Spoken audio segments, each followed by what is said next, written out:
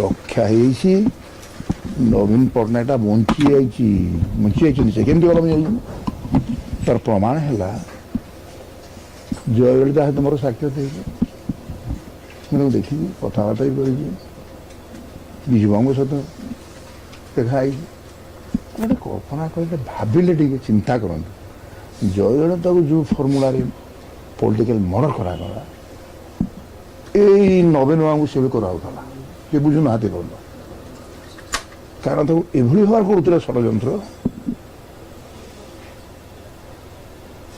ମୁଁ ସେ କଥା କହୁଥିଲି ପରା, ରାଜେନ୍ଦ୍ର ଅନ୍ୟ ନାମ ଷଡ଼ଯନ୍ତ୍ର ବୋଲି।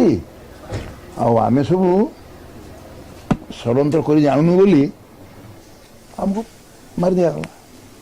It's a political murder for me. କହିପାରିବେ ବର୍ତ୍ତମାନ ଜଗନ୍ନାଥଙ୍କୁ ଅନେଇକିରି, କହିପାରିବେ ବର୍ତ୍ତମାନ ଜଗନ୍ନାଥଙ୍କୁ ଅନେଇକି ପାଣ୍ଡିଆନ ତମର କ'ଣ ଦରକାର ଥିଲା?